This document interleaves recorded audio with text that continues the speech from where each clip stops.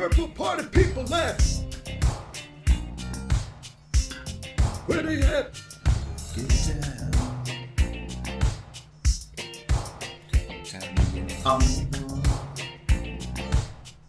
Welcome to episode 106 of Amari Purple Talk, a podcast where I share my thoughts on the Prince musical singularity.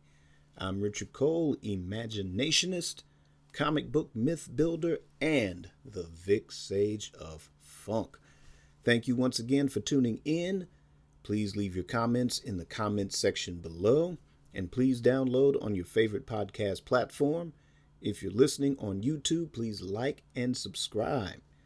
And please continue to send your comments and questions or topic suggestions for Amari Purple Talk.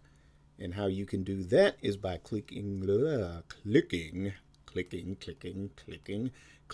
show link in the show notes below, either the website link for Amari Communications or by following me on Twitter at Richard_now. Using the hashtag Amari Purple Talk, and your topic or question might just be read in a future episode. All right, so let's dive into the show. This might be the last episode before the year ends. I might try to squeeze one more out for next week, but if not, be back in the full swing of things come January, the new year. But with that said, like I said, the bit of news that I couldn't wait till next year to talk about are the Sony release or Sony reissues or release of the Prince Warner Brothers era albums. Those are coming your way on February 4th of 2022. And as soon as I pull up the official announcement, I will read that to you. And this is the official statement put out by the Prince Estate. And it goes like this. On February 4th, 2022, the Prince Estate and Sony Legacy Recordings are reissuing a dozen, count them, dozen, that's 12 folks, Prince catalog titles onto CD and vinyl, including some that have been long out of print.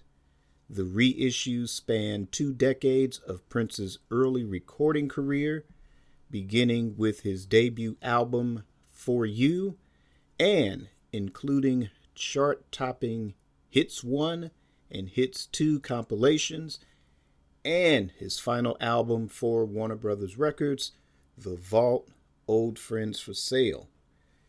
In addition to being widely available on vinyl and CD, Iconic Albums 1999 and Sign of the Times will also be pressed onto clear vinyl with white swirl and sold exclusively through Target and Walmart, and in very limited quantities at the print store. Okay, so you can view the full list of albums and pre-order your favorites. You can go on the Prince Estate, you can go on Amazon, I guess Walmart, Target as well. And go ahead and get your pre-order in. And I have to say, this is sort of, I guess, an early Christmas gift for a lot of us. I didn't expect this news to happen. I might have discussed the possibility of, this being a logical direction for the Prince Estate. Well, maybe not necessarily the Prince Estate, but with the licensing of this era of albums, that this would have been probably the first thing that Sony would have done. However, I guess with the release of Welcome to America being released at the time that it was, that project was a priority release. So either way, I mean, this is good news for me. I'm enjoying it. I've noticed kind of as this was gaining traction before the initial announcement, it's been kind of a divided line. or should I say a bit of controversy amongst the various Prince listeners out there. Like I said, for me, this is exciting news. It is a logical move. Again, there are detractors like, oh God, it's the 80s all over again. Why the 80s? 80s, 80s, 80s, 80s, 80s. So I'll say this, I don't know what a lot of people expect. When you have an artist, and especially one that's had the benefit of having such a long career, you wouldn't get to a certain decade, if you didn't have the classic one that preceded it, or if you didn't start at point A, you wouldn't get to point B. What would happen if the 80s never existed? What if Prince was just a one-hit wonder? What if he was just a 2-album wonder? Would there have been an opportunity to build upon a legacy going into 2 decades, 3 decades, 4 decades, or whatever? But also, music is subjective, and I dig it. What you like, I might not like. What I like, you might not like, and that's fine. Not every album is going to please everybody. And even Prince in his lifetime knew that. There's a quote where he says, hey, not everybody is going to buy every single album, but somebody is going to at least buy one. So, there's that side of it. The second side of it has been this controversy regarding, who owns what. Like, oh, I thought Warner Brothers owned this. Oh, I thought Sony has it. Why are they doing the 80s? Why they this? To clarify, Prince from 1995, whenever he left Warner Brothers, to the very end of his existence on this plane of existence, owned those master recordings. He fought long and hard to get the master recordings from his Warner Brothers era. Part of the whole symbol change, or the name change to the symbol, was that fight for ownership. And first, step one was just getting off of the Warner Brothers label, fulfilling that contract to be free to do whatever he wanted from that point forward. After that, the second thing, in a way, maybe kind of two things going on at the same time: the ownership of master recordings and publishing. Well, that publishing deal, ended in 1999. So he got full rights to all of the publishing rights to every song from, For You all the way up until the end. In 2014, he got control of his Warner Brothers era masters, minus the ones that he did for the films. So Purple Rain, Under the Cherry Moon, the Parade album, Graffiti Bridge, and Batman. Now, again, as I said on this show countless times, a soundtrack, the rights and the contracts and everything to do a soundtrack for a motion picture is totally different than the terms and conditions of whatever the status of your recording contract is. So that being said, Warner Brothers has the rights to, can only release those movie soundtracks now.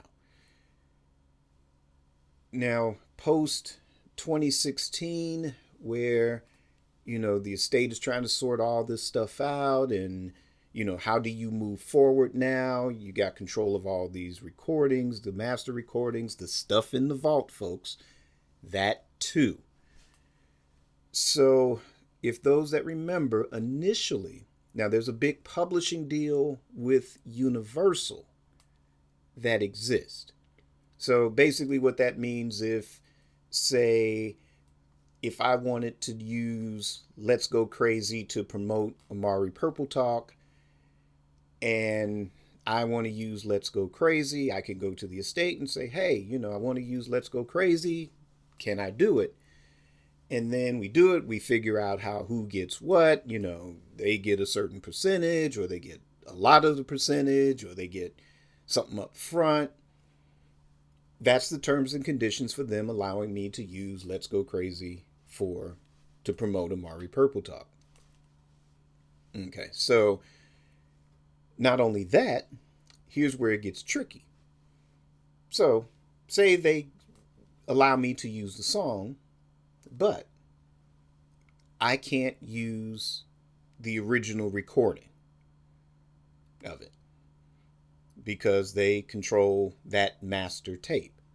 And not only would I have to go through them, because we're talking about a song from the movie Purple Rain in this case, then I would have to go also through Warner Brothers to get acquisition to that particular master recording. Otherwise, if I didn't want to deal with Warner Brothers on that level, then I could just record a version of Let's Go Crazy myself, providing that the estate has given me permission to do so, and we've worked out all the money details, so on and so forth. Or let's just take something that's not tied to a movie soundtrack. Say if I want to use Around the World in a Day to promote Amari Purple Talk, and I go to the estate and say, hey, I'd like to use Around the World in a Day. And I'm not that great to pull off doing a cover of Around the World in a Day. So can I use the master recording and use Prince's, actual recording to promote Amari Purple Talk?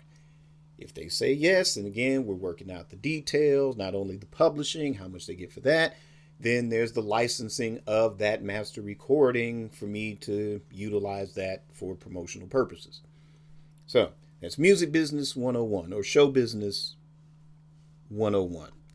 So long story short, Universal was in play to have the rights to license all of Prince's material. Warner Brothers era stuff that was done after 1995, all the way up to 2016. But Warner Brothers stepped in and said, well, guess what, folks? We've got this little contract that Prince signed with us in 2014, giving us license to the Warner Brothers material. That's everything from For You on up to whatever, The Vault, Old Friends for Sale. All of that is under our license per this agreement signed by Prince in 2014, and the terms of the contract are valid all the way up until 2021. So remember, Universal paid a lot of money up front for this deal. And when Warner Brothers stepped in, they kind of backed off and said, well, okay, we don't want to do business like that. Prince Estate, give us our money back, and we'll just deal with the publishing, and we're cool with that. And that's what happened. So the estate had to shop around for another deal for all the master recordings from For You all the way up to whatever was going on in 2016. So Sony was willing to step in and make a deal, and was willing to honor the terms of the Warner Brothers contract. And here we are, folks. So this is the license that exists in 2021. And basically, let's clarify what a license is. It does not give them ownership of anything. Up until 2014, as far as the Warner Brothers era stuff, yes, Warner Brothers had control of those master tapes. They were hence the owners, and that was per terms of any contract that Prince signed during his time with Warner Brothers. But that, come 2014, they worked out a deal which gave Prince full control. He was totally free. All right. So here we are, 2021. Sony has a license. And all that means is that, okay, it costs a lot of money to manufacture, distribute, or manufacture and distribute an album. You know, now, granted, those of us, that kind of make little records or make little songs on our little computers and everything, and we can upload them to YouTube or upload them to our website or whatever. Some people might have a few CD duplicators, and that's cool. Or you might do a deal with Disc Masters or CD Baby or something. And you still got to pay some money, whether it's like, okay, for $500, you can have 250 CDs manufactured. And if you pay an extra $50, they'll put it on Amazon Music. They'll put it on iTunes for you. And that's cool. They'll even do, I think, vinyl for you now, but you're still paying out of pocket for that. Well, for artists of the magnitude of Prince, per se, to mass produce on that level, it's a lot of money. And, you might not want to really do that kind of grassroots approach. So you do want to be able to deal with a major label. And granted, for those of you that are heavily serious about making it in the music business, whatever age or whatever stage you are in your careers, that may be an ultimate goal for you. You might still stay independent.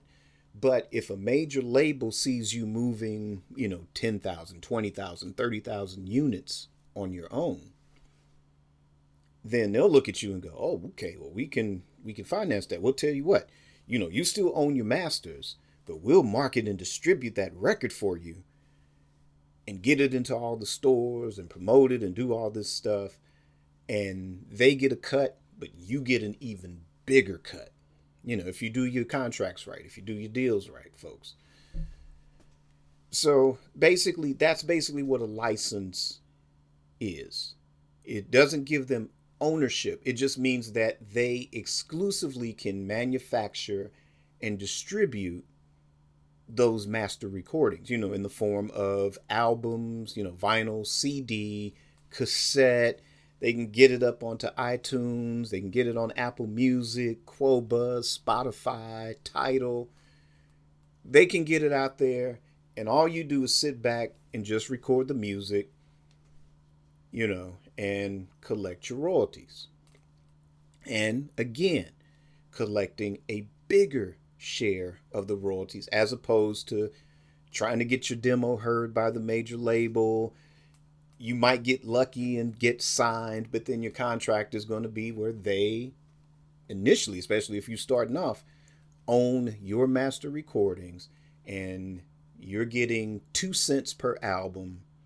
They're making millions. You barely get 100,000, or basically they handed you an advance for 250,000.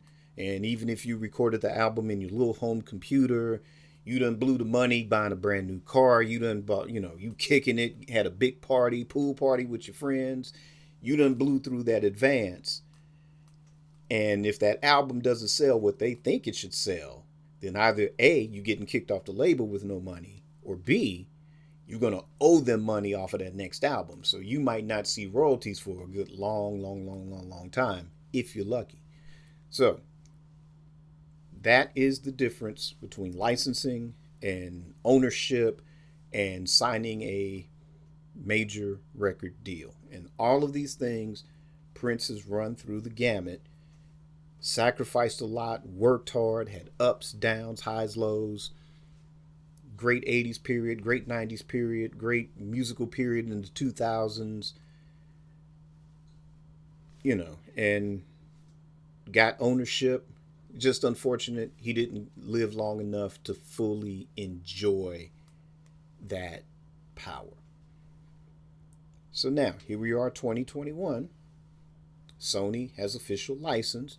Warner Brothers does have international license, meaning that over in Europe, that they're the ones, Warner Brothers is the ones that's moving these records. So they're still getting a cut. And I don't know if that's part of the agreement to get to this 2021 acquisition by Sony of the licensing. Is it temporary? Is it permanent? Or because Sony being primarily a Japanese company, do they have certain limitations in Europe that they don't have in the US? That's another thing too. Because here's the thing, none of us know fully 100% what Prince, what the contracts were, what the terms of his very first contract, the 3 album deal that yielded For You, Prince, and Dirty Mind. We don't know what subsequent did. We don't know the language in any single one of these contracts. But a lot of us are going in there like they were right there when he signed them. Talking about, oh, no, Warner Brothers owns this. Oh, they own everything. The family owns nothing. And why are they doing this move and that move? Shut up. None of you were there. None of you were there when he actually signed it. Besides, who knows? Alan Leeds, yeah, I listen to. Anybody in the inner circle, Owen Hunsney, any one of those cats, that were there that, either negotiated the deal or whatever, Cafayo, I forget the managers' names, the big three. They also manage Earth, Wind, and Fire too. Cavallo, drawing a blank. Correct me in the comments, folks.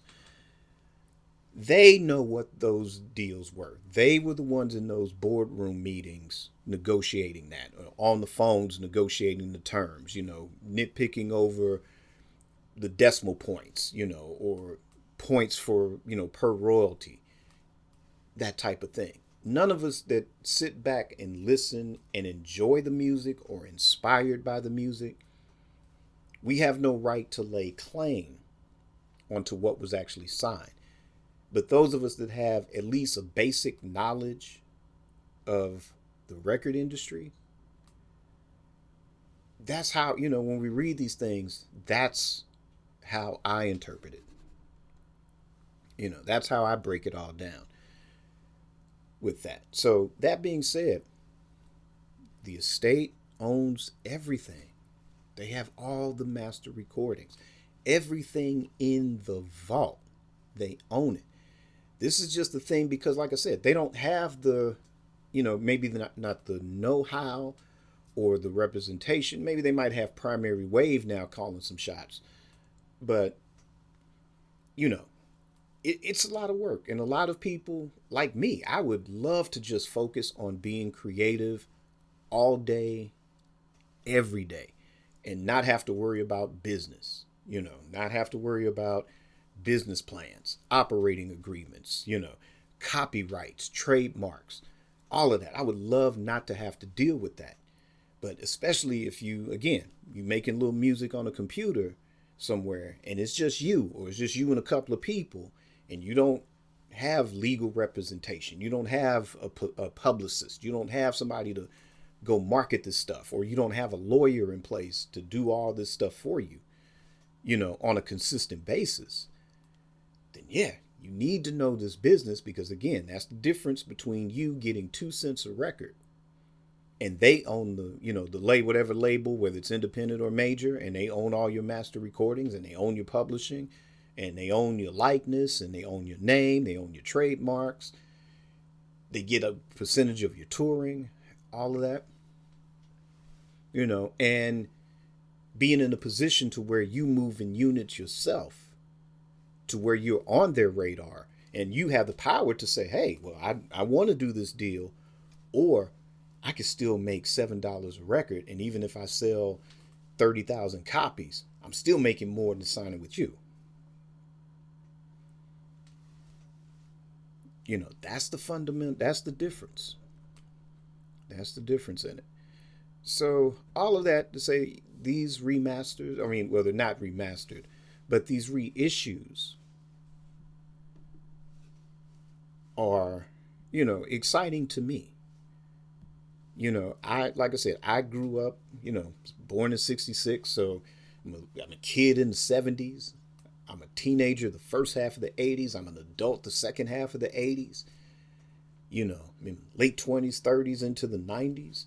So, this, of course, I was 15 when, like I said, everybody knows the story. I was kind of like, just kind of,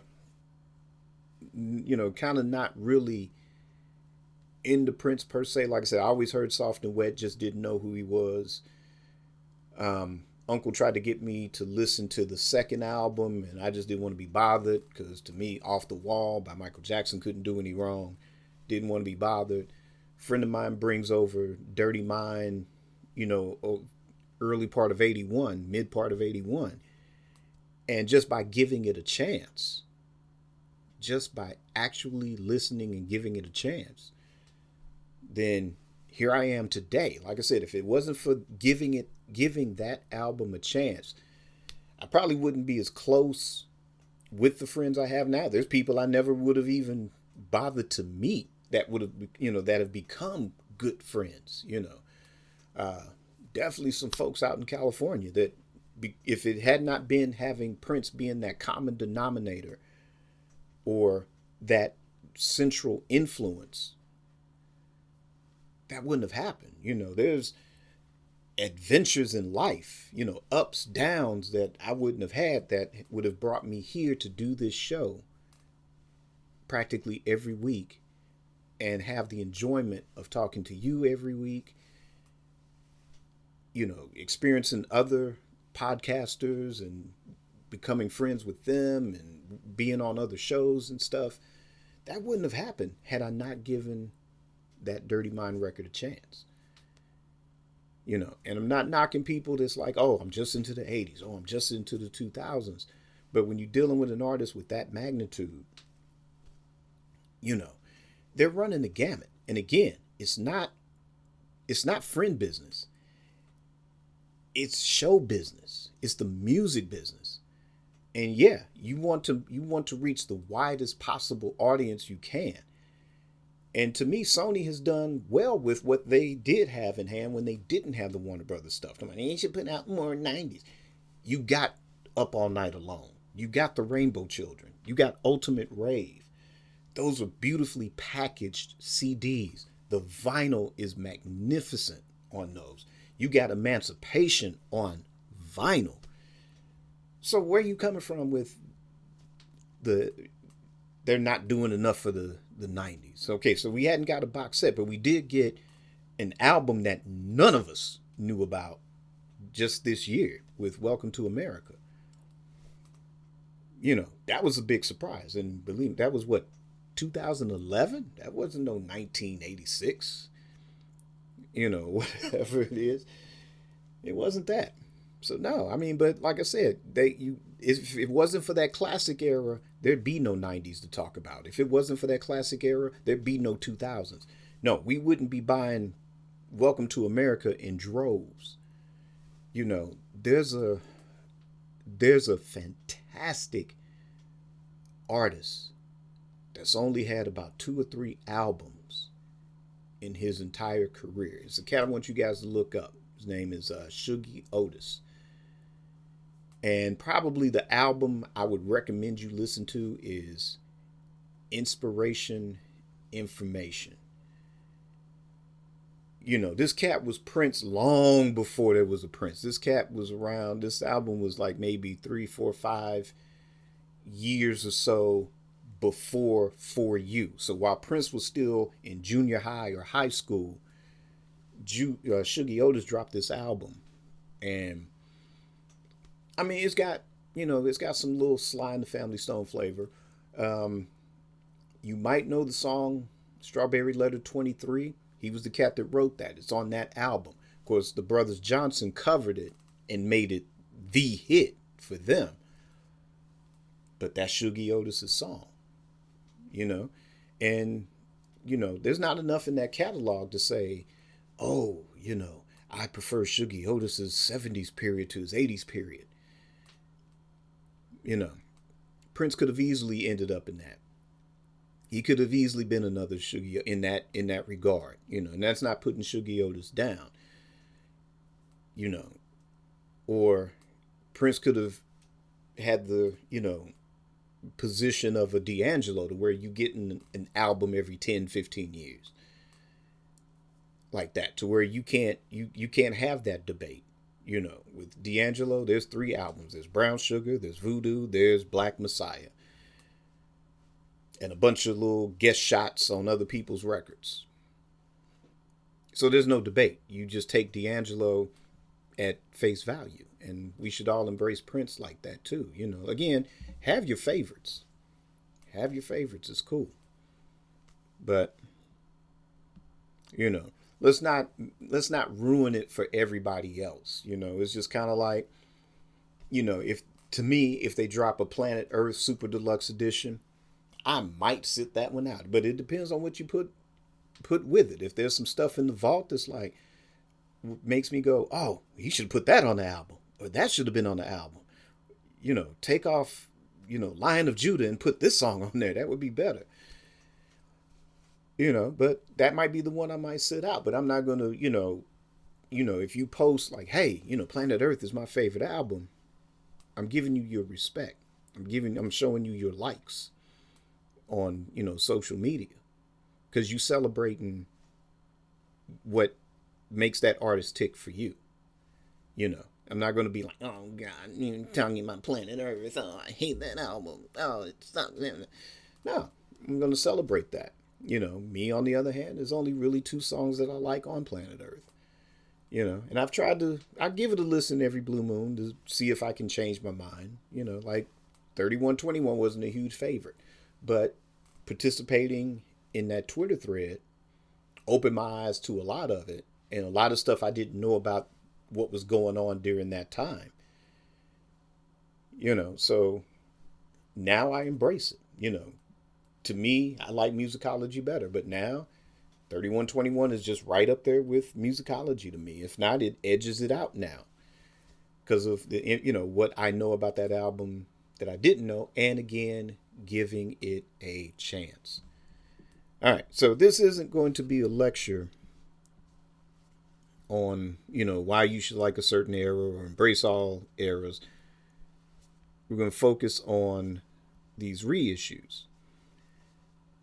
And again, like I said, I'm excited to hear them. I know another point of controversy is the worry about the sound. You know, how are these things going to sound?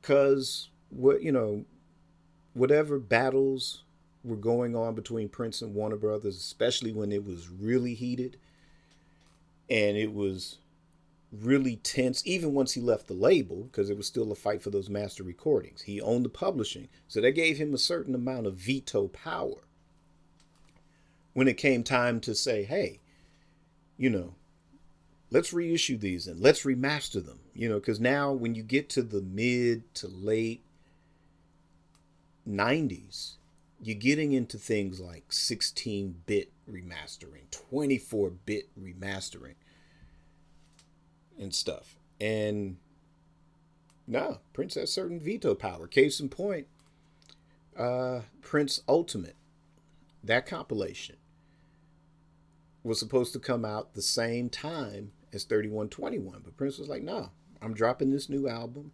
Y'all gonna have to back up off of it. Oh, and by the way, take Erotic City off the track list. He had that veto power because he owned the publishing rights. So Warner Brothers was like, okay, well, we'll bump it. And it came out later. It came out later in the year with it. And though it wasn't a total remaster, they did enhance the sound to compete with, you know, to be playable on the available technology at the time. Because at that time, you know, CD players, they were getting a little bit more advanced. Also, too, having CD players in cars as part of the factory system was becoming more, it was actually the norm by that time. So to deal with the sound, you know, and I remember when I got it, and, you know, I put that in my CD player in the car at the time, and yeah, it was a huge difference. It was night and day with the original CD pressings, you know, that probably hadn't had an update since the 80s, pretty much. So I know there's a worry about these reissues and what their sound is going to be. Now, they didn't say it's remastered, they didn't say it's remixed, the way that the recent Beatles stuff has been remixed for their super deluxe editions. So, but what I did do, I started doing some A and B comparisons on what we do have available right now until these reissues surface. And what I used my little cheap Sony boombox. Now, I got it cheap because I got it from the Goodwill, because I used to have this nice Fisher one that I got, I bought it in 90, I think. And the first CD player I ever had, it was just a standalone player, didn't have any speakers. So I would plug that into that Fisher. And that was some damn good sound out of that Fisher. But this Sony boombox, it has the CD player, it's got dual cassette deck, it's got an equalizer on it. And what I love about those, because my Fisher had that equalizer on it as well, so I can kind of tweak the sound, for my own personal listening enjoyment. So, but like I said, the Fisher gave out finally it gave out like 5 or 6 years ago. But I've also had 3-disc CD changer sets, with the cassettes and dual cassette deck and the 3 changeable CDs. So I was kind of alternating between those two things at one point. But all I'm left with now is this Sony thing that I picked up from the Goodwill. And it sounds good. I love the sound out of it. And it's like for playing a lot of older CDs, yeah, that have not had the remastered treatment, yeah, they still hold up. They sound better than if you're trying to play them in your car, or if you're trying to play them on a, more advanced system. Now you kind of get you get a better volume out of this old Sony, I'm saying. So what I did was take the song Controversy. So that was my first comparison. And I had the volume set pretty low, like around maybe 4, maybe 5, didn't crank it up to 11, but just to kind of get a difference at, sort of lower frequencies. So my sources for Controversy were the original Controversy CD, the Prince Forever CD, and the Prince Ultimate CD. So these are my comparisons for the song Controversy.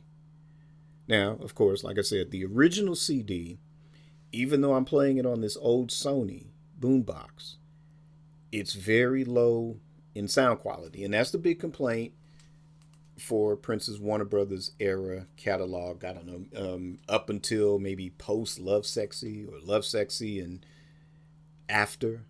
But definitely Sign of the Times. That's why a lot of us were really happy for its remastering. 1999 was another one. But yes, definitely those albums are in need of a remaster. However, listening to Controversy on the Prince Forever compilation. Now, a lot of people didn't complain about Prince Forever. Not in a major way that, things like news of these Warner Brothers remasters are now. Maybe there was 1 or 2 criticisms from somebody, but again, that's how your ears interpret things, or how maybe not how you wanted these things packaged per se, or if you didn't need it, didn't want it. But for overall, I think what it was, it ended up being probably a little bit better than the hits and the B-sides. Of course, minus the B-sides version, of course, but definitely the hits 1 and 2, because you had songs on there like Girls and Boys, Bat Dance was on it. So, overwhelming positivity for Prince Forever. So, but playing the song Controversy from that compilation, yeah, it's a little bit louder. But I remember when this first came out, I got the CD, but I also would stream it in the car. And I mean, it sounds amazing. Yeah, it definitely sounds better than the original CDs. And I guess none of us knew at that time what to expect, who was doing what. Was Warner Brothers going to be the ones reissuing and remastering everything? Or, I don't think we got quite to the Sony deal yet, if I remember. But that was kind of like, okay, so if they are going to reissue it and it had that type of a volume, then that's cool. I'd be cool with that. Uh, that being said, yeah, an argument for an actual remaster wouldn't be out of the question. But the third comparison is the Prince Ultimate compilation. And here is where the song Controversy wins for me, hands down. It's not remastered, it's not remixed, but it is clearly louder in volume. Now, don't get me wrong, louder doesn't mean better, because there's a lot of things that are remastered, and though the volume is higher, it still sucks. And I'm not talking about Prince stuff. I'm just saying there's other artists that, that's not Prince, it's not the Beatles or whatever, but there's other things that have been remastered to where it's like, okay, it's louder, but it sucks. But in this case, it being louder, it is a superior version to, in my opinion, Prince Forever, and it's a definite improvement over the original Controversy CD. Another song from the Controversy album, Let's Work. Same three sources. Again, original CD, still low in volume to me. Best results, again, play it on a CD player made before roughly about 1996. Prince Forever, again, the volume is better. The song itself does have more clarity than the album. And again, Prince Ultimate, even though that version is the 12-inch version or the extended version, the volume quality, again, it's definitely the winner.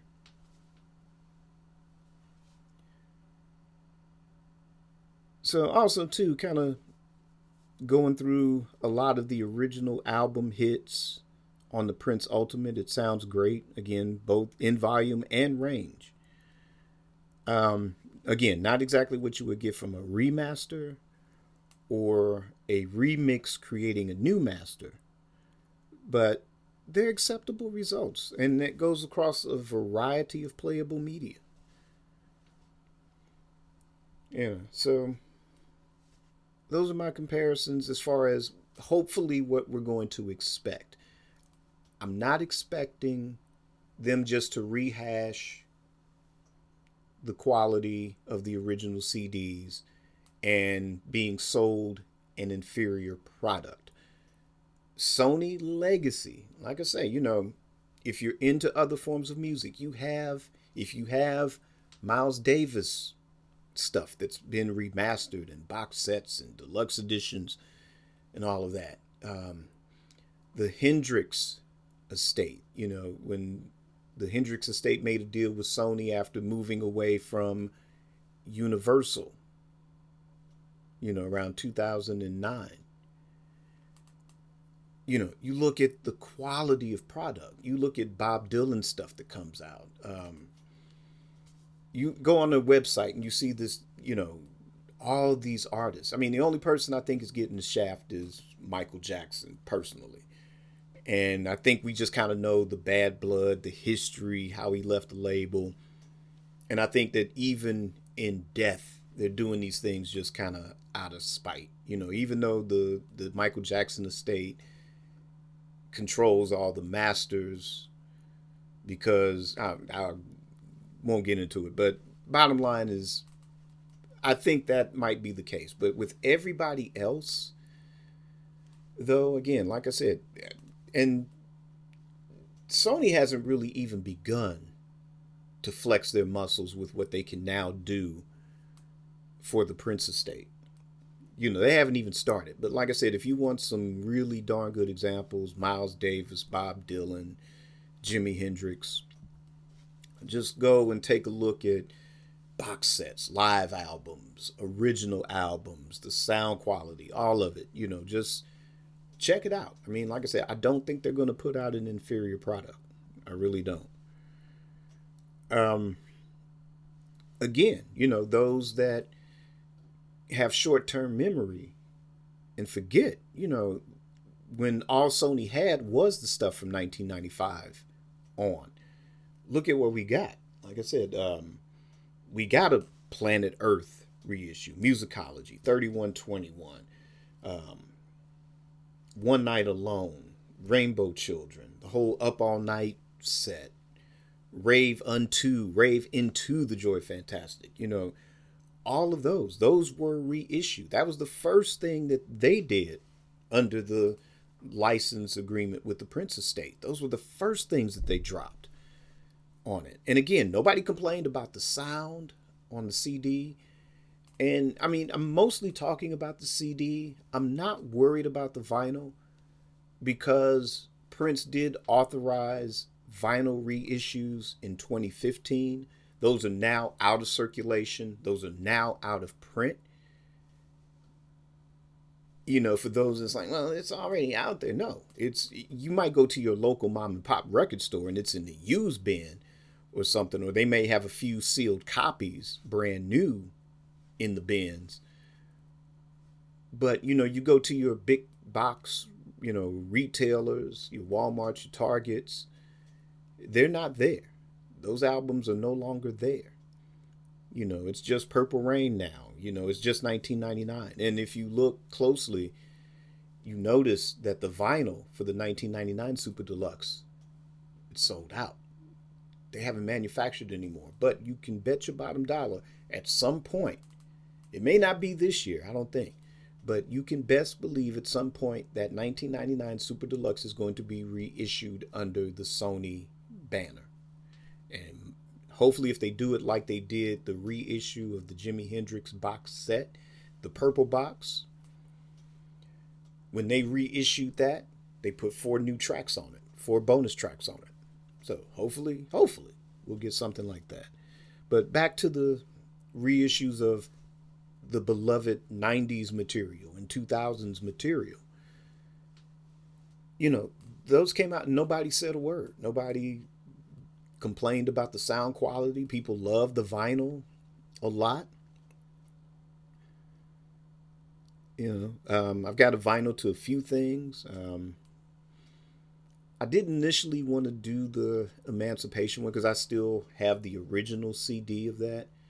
But lately I've been thinking about, I might at some point down the road get at least the vinyl, if not both the vinyl and CD reissue of it. But I also did some A and B comparisons. For the example I'm going to use is the Rave Into, the Rave Unto the Joy Fantastic, and Ultimate Rave. And as far as I just did like the title track and Undisputed. And again, these weren't remastered, they weren't remixed for a new master or anything. These were reissued. Because, like I said, by the time you got into the late 90s, again, 1624-bit was and still is the norm. Now, as far as your high resolution sound and how things should sound, and everybody's upgraded. Apple Music is upgraded. They started competing with Qobuz, along with, I think Spotify with certain albums. Tidal has always been ahead of the curve before Qobuz, even as far as, superior sound quality on a lot of albums on, in their possession. But like I said, I mean, and these are just, just my ears. I mean, I could be wrong, or you might hear it differently. But to me, Ultimate Rave has more clarity and range and sound. The beat to me, and this is the title track I'm talking about, Raven to the Joy Fantastic. So on Ultimate Rave, again, the beat to me has more life and it has more punch. Where the original release or the original CD, the drums sound a little bit muted to me, and maybe just a little tiny slight increase in volume as far as the Ultimate Rave release. Slight upgrade for the variety of CD equipment. Again, like I said, we've become like these audiophiles. Like hardly anybody plays CDs anymore, except us diehard collectors. Some of us more hardcore than others. But now they market these things: turntables, speakers, CD players. They market them for the audiophile. I guess that's the word I'm looking for, the actual audiophile. While your typical mainstream listener now, whether they're millennial, whatever, but now it's either they've got vinyl, or both vinyl and streaming, or they just do streaming. And that's whether you listening with a pair of earbuds, whether you got Beats or you got Bose, or you got whatever top of the line, massive headphones that are like $300-400. Whether you're listening in your car, because now you no longer have a CD player in the car, you've got a USB port, or you're streaming Bluetooth from your phone, whether you listen, again, Tidal, Spotify, iTunes, whatever, or you listening to Sirius XM. So now these things, hence, again, where the Beatles stuff is remixed, and hence where all this stuff is getting remastered now, and, Prince along with it. Heck, even the Jacksons, expanded versions of their Epic Records stuff that had been reissued, digital only. God, I feel so sorry for you Jacksons fans. Y'all deserve better. I'm a Jacksons fan. I deserve better. Those should be on CD and vinyl. But that's a gripe for another episode. But, these things are being manufactured with those types of consumers in mind. So again, whether it's regardless of what age you are, whether you're a millennial or older person, you have, chances are, if you've been forced to get a brand new car, 2019, 2020, 2021, that CD player is a thing of the past now. It's that USB port, it's that Bluetooth, or again, you paying per month for Sirius XM to listen to now. And those factory speakers, they're just as good as you getting, some fancy things installed now. I don't even know if they still do that now with the way things are. Like I said, whatever you got in your home, turntable, old turntable, these new turntables, good top of the line ones, diamond needles, the whole gamut. They're marketing these things, they're manufacturing, they're engineering these things for those type of ears. It's like, I don't know. Remember back in the day, you just bought a record, you just played it. You bought a cassette, you just played it. Yeah, you might have thought hard about the speaker system in your car at one point, factory system versus you spending extra money for a fancy thing that goes boom, boom, boom.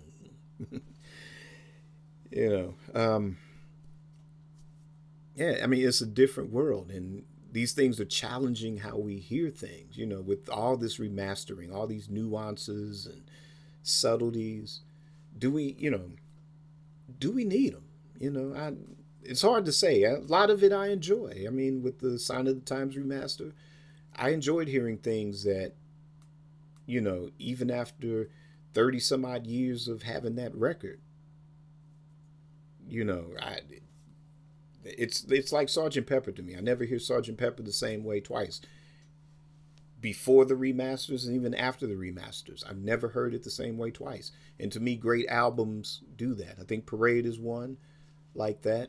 Sign of the Times to a certain point, but even better now with the Super Deluxe edition to that. Or just listening through a pair of earbuds, you hear certain sounds that you didn't pick up on other medium because the bass is too heavy or whatever reason. But is it a good thing? Is it too much? It's kind of hard to say. Or it just depends on what mood you're in or what listening mood that you're in. But these things are engineered. And again, I don't think Sony is going to put out inferior product. I just don't. Again, you look at like I said, the big three to me, on Sony Legacy, Dylan, Hendrix.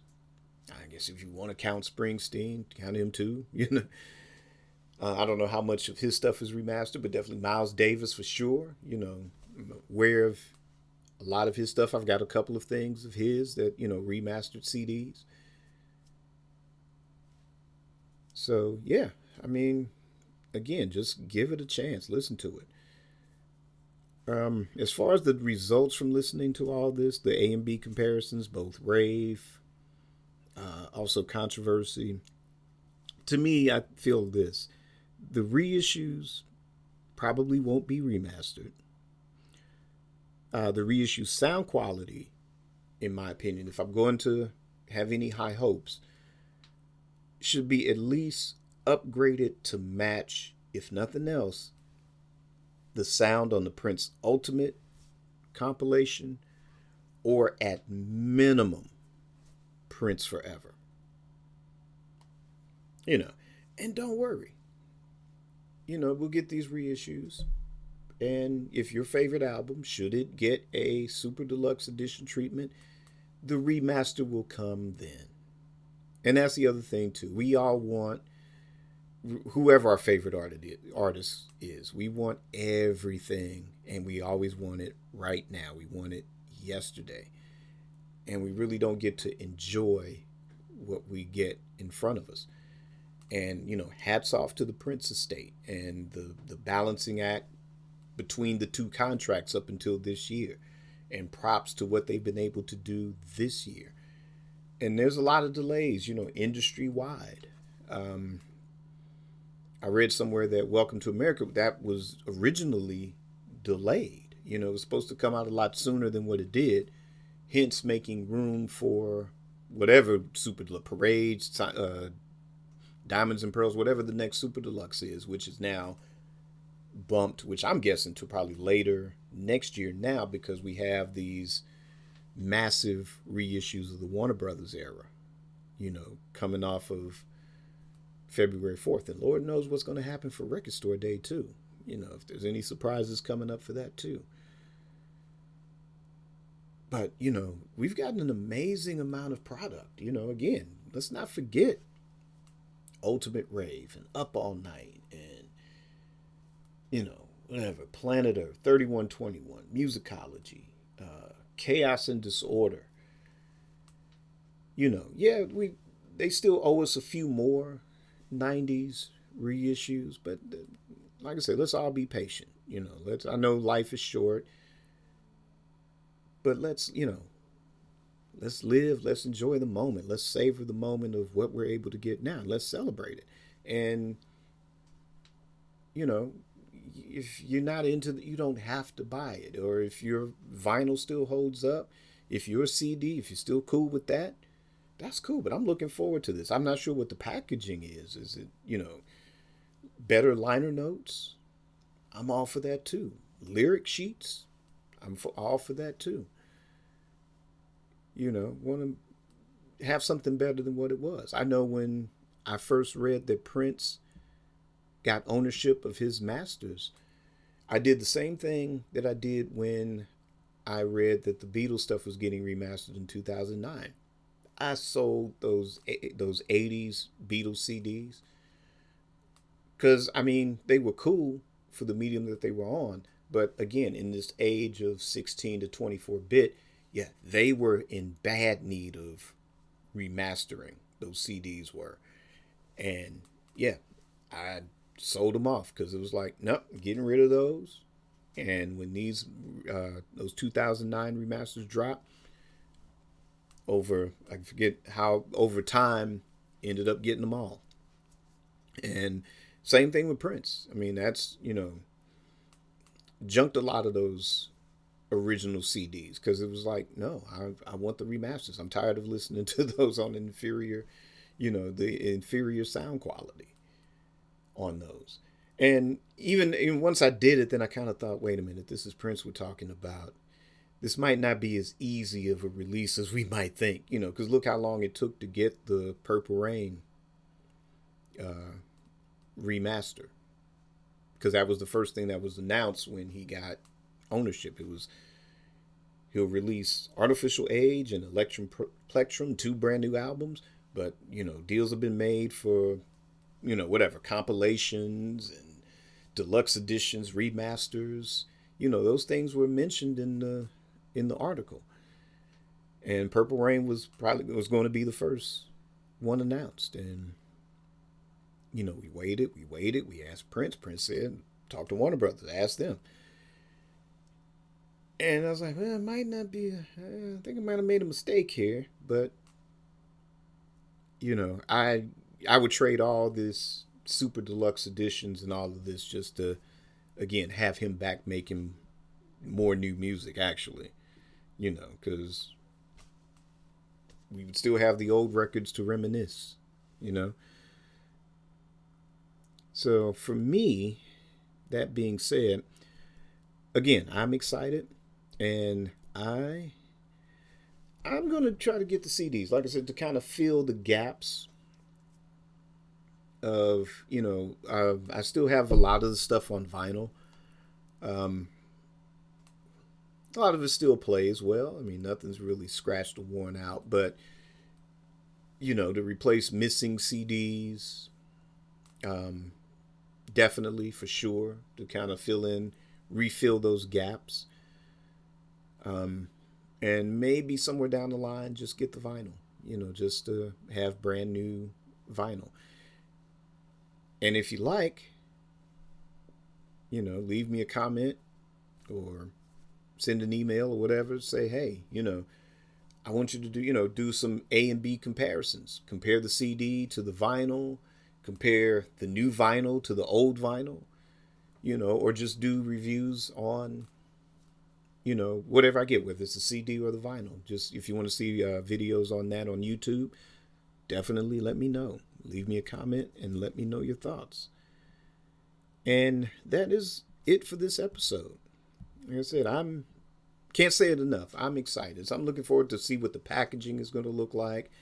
If you go on wherever, Prince Estate's website or Amazon, it's weird. Somebody made a comment about how it looks weird not seeing the Warner Brothers logo. They still got the original label, the artwork, like the For You album, like in the mid 70s. They had this like green like artwork of the Warner Brothers lot. And if you look at the artwork for the vinyl for You that's coming out on February 4th, it's just the palm trees, I think. The lot's been the Warner Brothers back lot has been photoshopped out of it, out of the label. And yeah, it's going to be weird. And I'm going to hold on to what vinyl I do have, original Warner Brothers, just for the nostalgia. Um, just because, like I said, now it's a whole new era now. The Warner Brothers era is now officially in the past.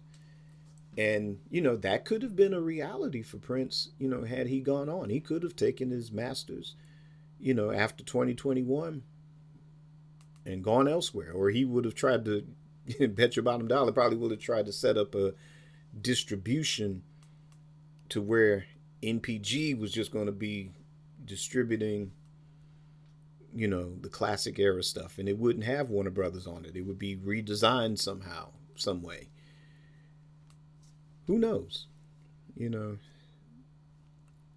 But again, I'm very, very excited for this. And like I said, I'm just going to get this, I'll start off with the CDs and fill my gaps and maybe get the vinyl somewhere down the road on it.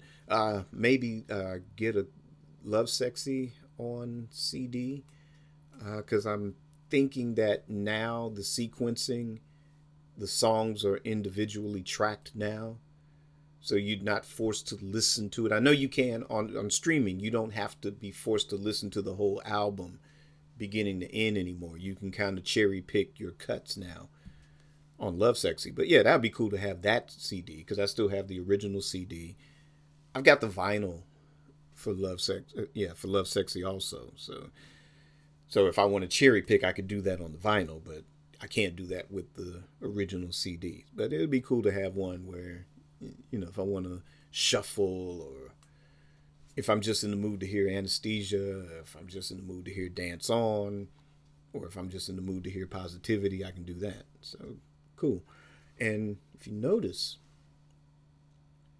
no Black album, no Diamonds and Pearls, no Symbol album announced in this. Probably because at least I think Diamonds and Pearls, that might get the Super Deluxe treatment. Who knows? And maybe the Symbol album might be on deck next. Who knows? That would be interesting to see. But no Black album. So could that be held in reserve for Lovesexy Super Deluxe in a couple of years? Few years down the line? I don't know. Stay tuned to future episodes of Amari Purple Talk and find out. But that's going to end this episode. As always, leave me a comment. Let me know what you're excited for. Are you excited for these reissues? Do you wish they could have been at least at minimum remastered with extensive liner notes or something? Do you just want a box set of your favorite Prince album, whether it's classic 80s album? Do you still want your Parade Super Deluxe? You waiting for Warner Brothers to drop that? Or you want more 90s stuff, 2000 stuff? Leave me a comment and let me know your thoughts. And just tune in. Like I said, hopefully I might maybe try to squeeze out one more episode. Don't hold me to it before the year is over. If not, we'll definitely see each and every one of you in 2022. And try to have a good, safe holiday. I know we still got a long way to go with this. I've got no comments on the matter, but just everybody stay centered. Keep your spirit centered. Stay calm in the face of adversity. When there's too many moving parts, just stay still and look for what's going to elevate your spirit the most. And let's just try to take care of each other. Let's try to leave this planet a little bit better than how we found it. And look forward to seeing you all in 2022.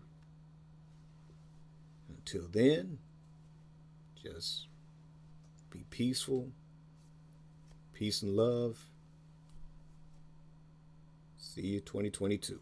Peace. Time to get on the one.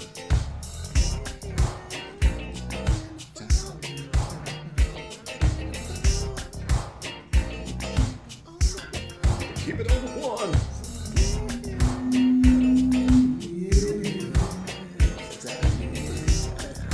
So we're all the purple party people, man.